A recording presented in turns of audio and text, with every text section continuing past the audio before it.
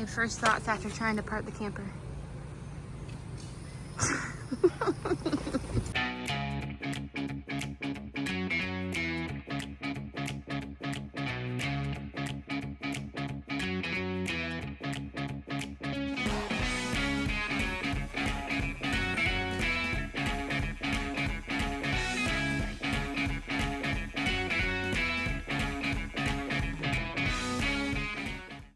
Hello y'all, and welcome to another Southern Mosey Campground review. This time, we're exploring the beautiful Jekyll Island and reviewing the campground located there called Jekyll Island Campground. Adequately named, don't you think? Anyways, let's begin. Let's start with some general information about the campground. As previously stated, Jekyll Island Campground is the only campground located on Jekyll Island, Georgia. So if you're planning a visit to the island and want to camp, it's really your only option. It is found on the north end of the island, up near the fishing pier and Driftwood Beach. The campground has 179 sites. 167 of these are full hookup, and there are 12 primitive sites for tent camping. That means all the campsites that are for RVs, campers, travel trailers, are all full hookup. That to me was pretty impressive. Check-in is at 2 p.m. and check-out is by noon. If you check out late, there is a $25 late fee. Like most campgrounds, it is pet-friendly. However, they do charge a $4 a day pet fee. I have to say this is the first time in our many travels that I have seen a pet fee for a campground. However, I guess we stay at state parks most of the time, so it's not really a thing, I don't think, for state parks. After hours check-in is allowed. They sent me an email about 2 weeks before our trips explaining this process and some of the campground rules. We stayed 3 nights at $51 a night with a $10 lock-in fee to pick our site and not be moved. This was a total of $173 with tax. This price was as of June 2025. Okay. Okay. So, thoughts on this place so far? We're at Jekyll Island Campground. Campground. Campground. We're talking about the campground. Yeah, the campground. All right. First impressions of campground. It's crowded.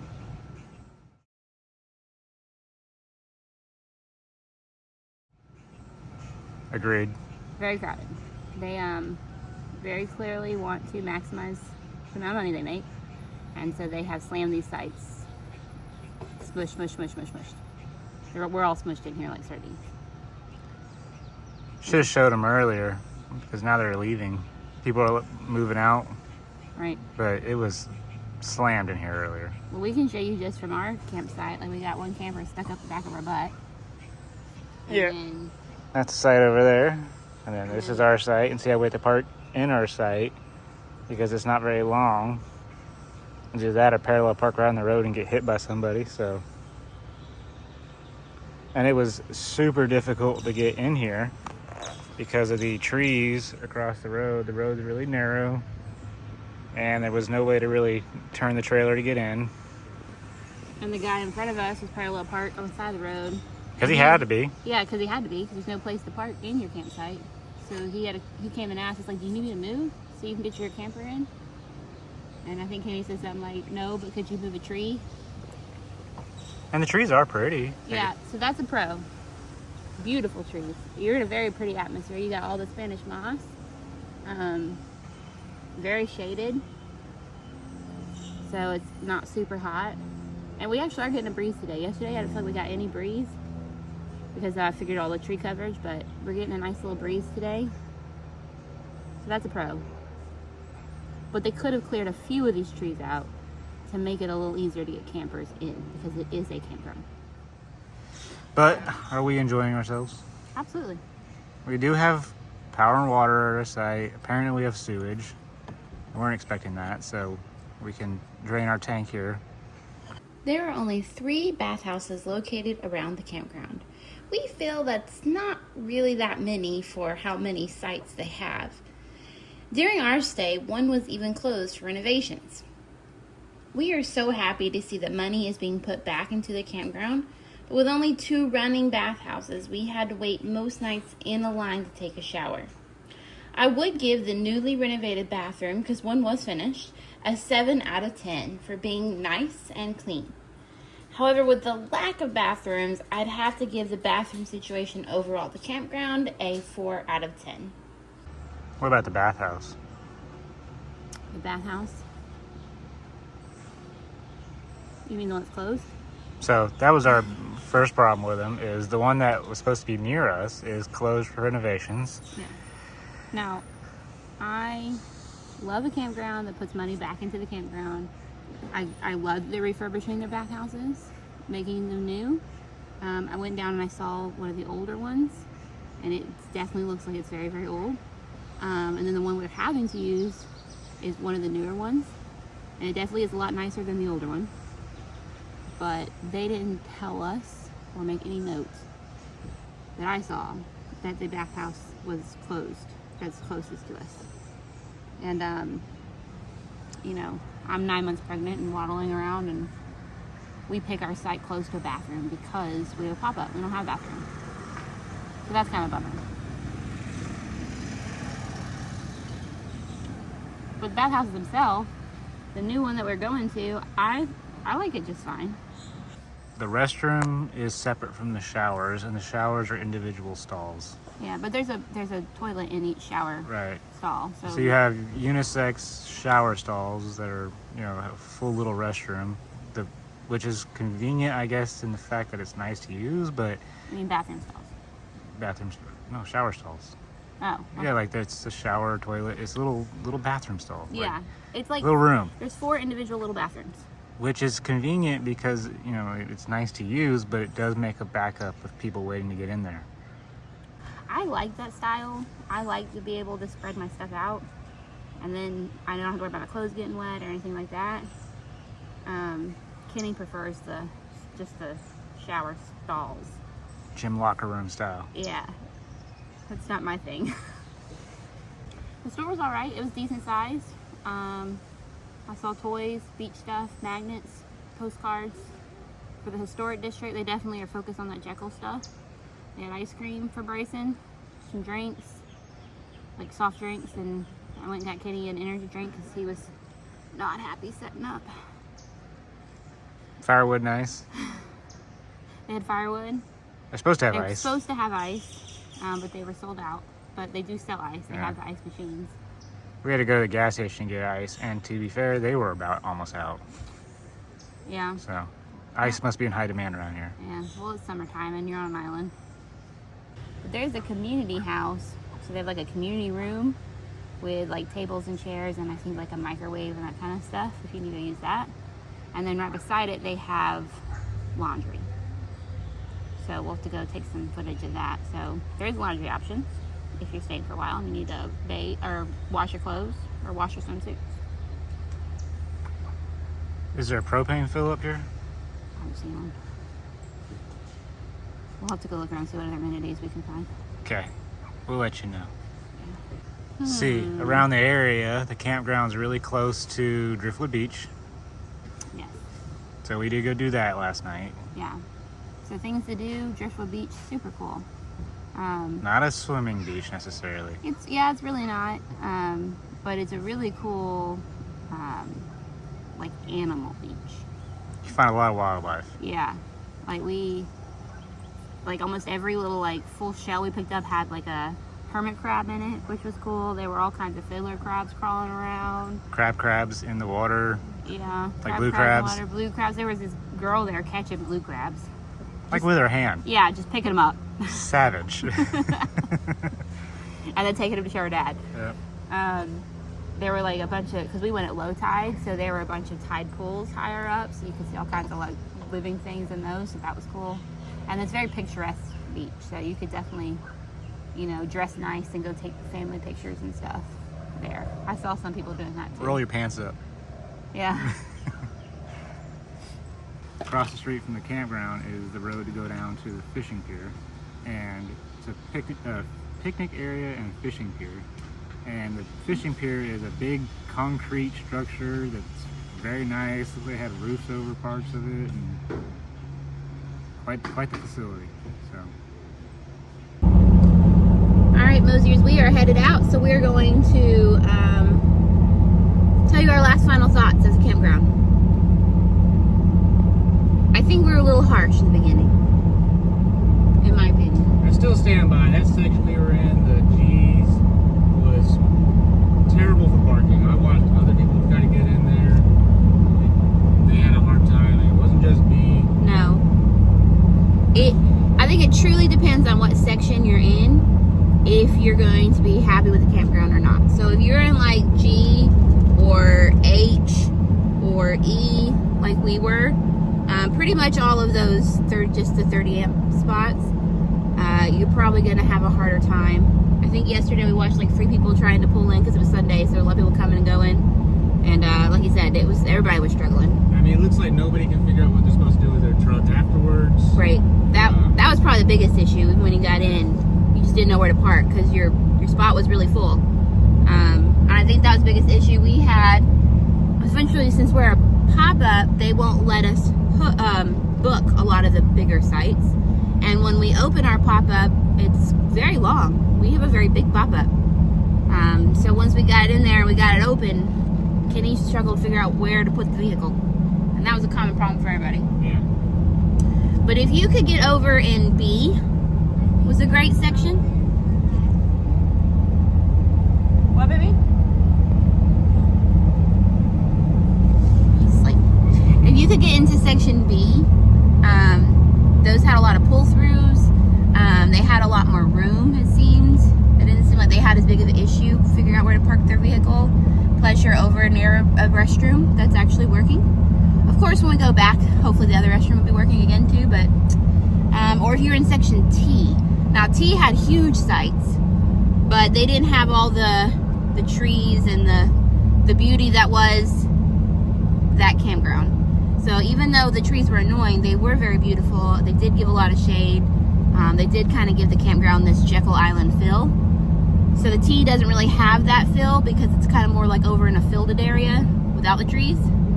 So, and the section C also looked like they had good sites, but you're very far from a restroom if you're in C.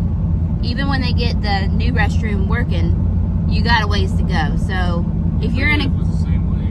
Do what? The tent camping was the same way. It was also really far from the Bathhouse. Yeah, we felt that very strange. So the primitive tent camping is all up in the top corner, and they're not near any restroom whatsoever. They have a very big walk to get to a restroom, which they're the ones that really need it. So that's a little poor planning, I feel like, on the campground's part. Yeah.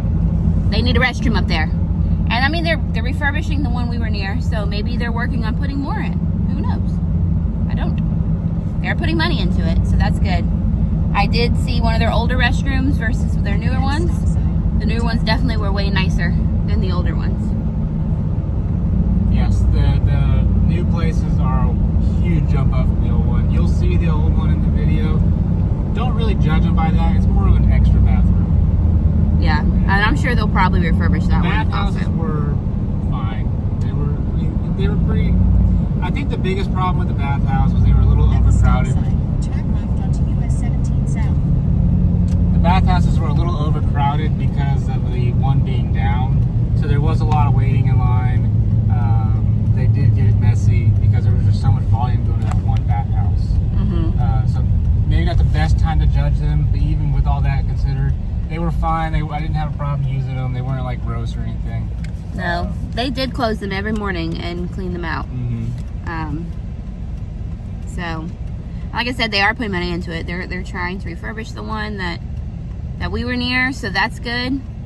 All right, so let's take a second and talk about Jekyll Island, because if you go to Jekyll Island Campground, more than likely you're going to explore the island. That's why you're going there. So we really enjoyed the island itself. There is tons to do, especially if you want to do the beach. That's mostly all we did was beaching. Our little guy loves the beach, and we spent most of we went every day to the beach. We went every day to Driftwood Beach, which was a really cool, really picturesque beach. all the driftwood, rocks. We found so many creatures and creepy crawlies, and Yeah, we don't know what they got. we found a bug. We don't know what to call it. We found conchs and crabs and like fiddler crabs, hermit crabs, blue crabs. There was the squishy mud that was fun to squish in. Bryson had a lot of fun with that. A lot of people there taking pictures. One time I accidentally slipped. And he even fell once.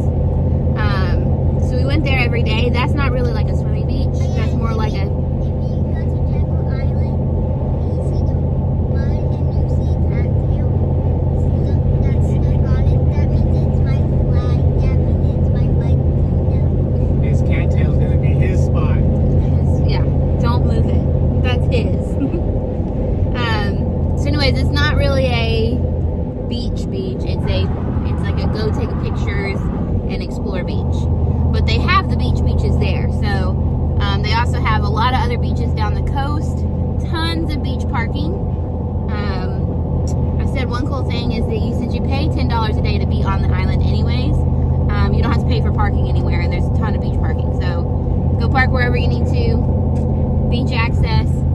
And one thing we thought was really cool at the swimming beaches is they've got like this really big sandbar. So when the high tide comes in, it fills this pool area between the sandbar and the surf. So when the tide starts going back down, when we got there the first like real day that we spent a long time at the beach, it was like having a pool on the beach and then the beach.